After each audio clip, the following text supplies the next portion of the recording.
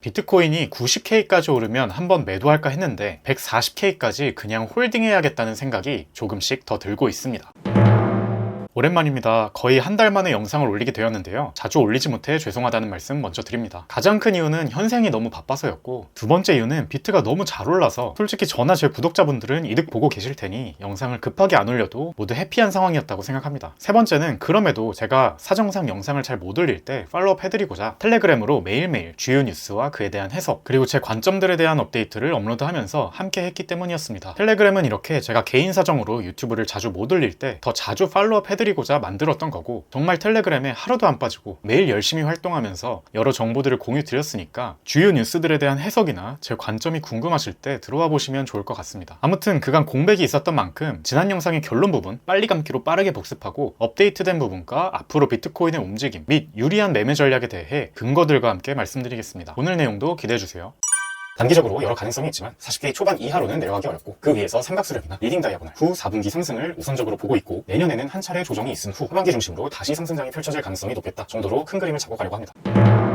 결과적으로 단기적인 세부 경로가 삼각수렴이나 리딩 다이아고널은 아니었고요. 이 부분은 보시는 것처럼 당시 텔레그램 통해서 해당 경로는 아예 머리에서 지우시라고 업데이트 드렸습니다. 그것보다는 W, X, Y가 연장되고 있고 계속 연장될 수 있는 특징이 있으니 끝점을 미리 엘리엇 파동으로 예상하기보다는 패턴을 통한 매매나 장기 관점 기준에 다시 집중해야겠다고 말씀드렸었습니다.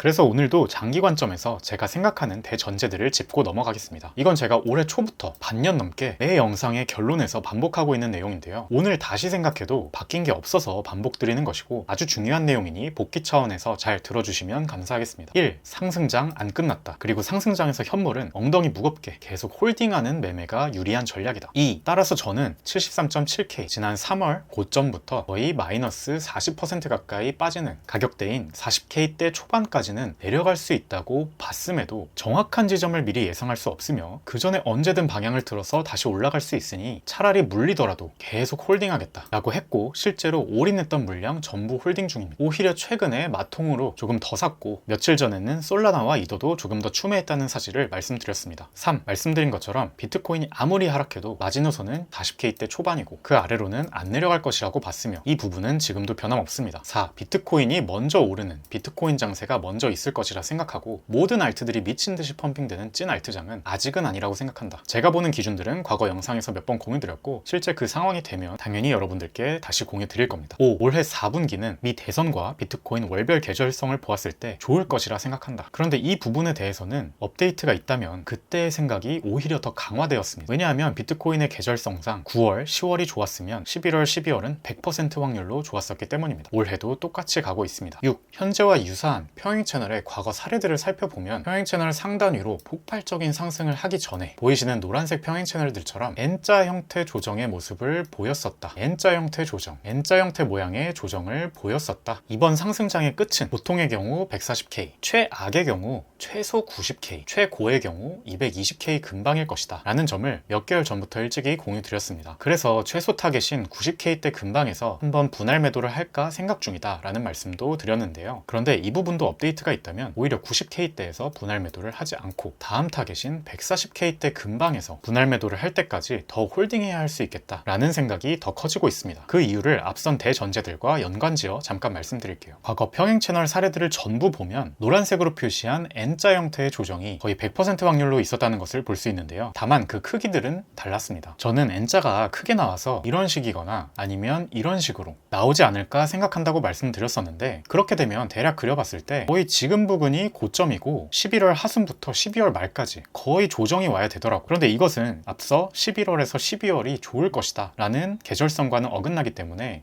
조금 신경이 쓰였습니다. 물론 실제로 11, 12월이 돼서 이렇게 조정이 나온다면 이 시나리오로 가면 되겠지만요. 그러던 중 과거 평행 채널 사례들을 다시 살펴보니 평행 채널의 상단 밑에서 이렇게 작게 N자 형태를 만들어주고, 정작 상단이 됐을 때는 거의 저항을 받지 않고 쭉 장대 양봉으로 한 번에 뚫어 올렸던 경우가 총 4번의 경우 중 3번 3번이었다는 사실을 깨닫게 되었어요. 나머지 한 번은 아래에서 N자를 만들고 올렸지만 상단에서 저항을 막 결국 중단까지 다시 크게 하락한 적도 있었습니다. 따라서 여기서 매도의 판단 기준을 하나 세워볼 수 있는데요. 상단까지 올라갔는데 바로 쭉쭉 뚫지 못하고 저항을 맞고 있으면 오히려 바로 뚫지 못하고 크게 한번 조정이 올 수 있겠다 예상해봐야 하는 상황인 겁니다. 반대로 N자 형태의 조정이 상단에 닿기 전에 먼저 한번 나와준다면 더더욱 저는 상단을 일자로 뚫으러 갈 확률이 높겠다라고 생각해 볼 거고, 실제로 일자 장대 양봉으로 상단을 뚫고 올라가는 움직임이 나온다면 평행 채널을 하나 더 확장한 중단, 즉 지금으로 치면 약 140K 근처까지 홀딩해 볼 생각입니다. 단 이때 일자 양봉의 기준은 일봉보다는 주봉으로 보는 것이 맞다고 생각합니다. 일봉 기준에서 살짝 조정이 나오더라도 결국 주봉의 몸통 기준으로 크게 뚫어 올리면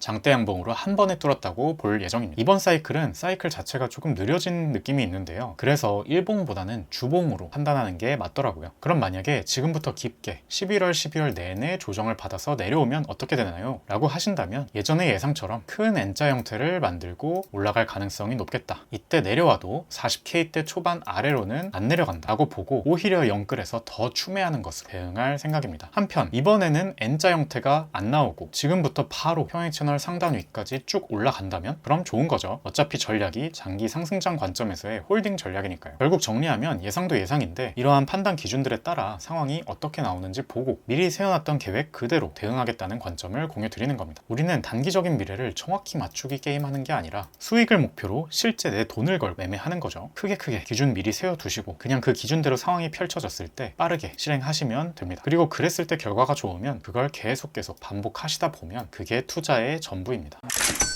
아직 상승장이 끝나지 않았다고 생각하는 이유를 한 가지 더 추가하자면 사람들의 무관심입니다. 제가 무조건 언제나라는 확정적인 단어를 잘 사용하진 않지만 무관심만큼은 언제나 호재다 라는 말씀을 종종 드렸는데요. 객관적인 근거들은 반등을 가리키는데 사람들은 아직 무관심할 때 그때를 기회로 삼을 줄 아셔야 합니다. 무관심도 좋고요. 비관과 추가 하락에 대한 두려움 심리도 좋습니다. 매 사이클의 저점은 똑같이 그래왔거든요. 현재 외국 코인 유튜버들에 대한 조회수가 과거 불장과 비교했을 때 많이 낮은 수준이라고 합니다. 주변을 봐도 2021년에 미쳤던 불장과는 확연히 다른 게 느껴지죠. 미국 주식, 엔비디아, 테슬라 얘기는 해도 비트코인 얘기는 잘 안 합니다. 여기서 사람들이란 우리처럼 코인을 열심히 하시는 분들 말고 진짜 일반 대중을 의미하는 겁니다. 사이클의 고점은 언제나 가격이 이미 많이 올라있는 상태에서 많은 대중들이 광기에 못 참고 들어왔을 때 발생했습니다. 지금은 전혀 그렇지 않으므로 더더욱 고점이 아니라고 생각합니다.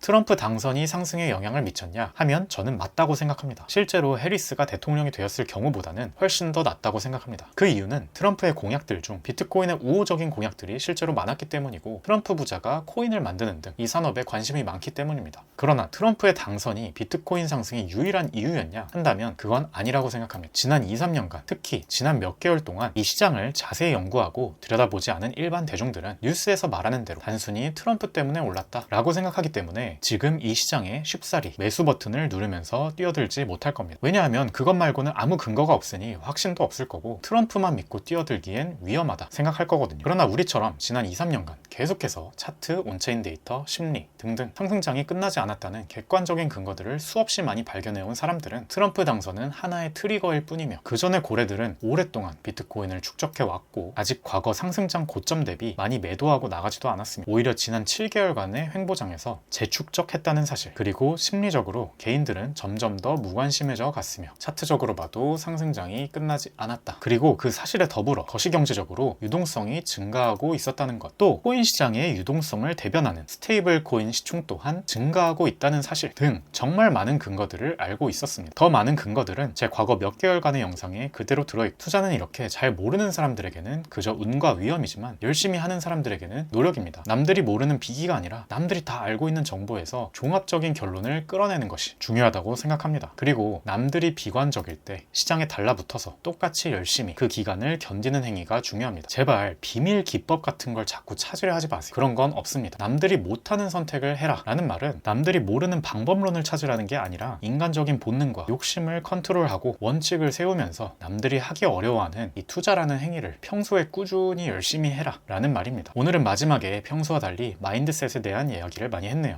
영상은 근거 위주로 담백한 게 좋기 때문에 앞으로 이런 얘기는 텔레그램 통해서도 종종 말씀드리도록 하겠습니다. 오늘은 결론 챕터 따로 없이 마칠게요. 결론 한마디로 요약하면 비트코인 상승장 아직 안 끝났고 4분기까진 최소 좋게 본다. 따라서 지금 팔 이유가 없다 라는 것입니다. 지난 영상에도 좋은 댓글들 감사했습니다. 투였습니다. 감사합니다.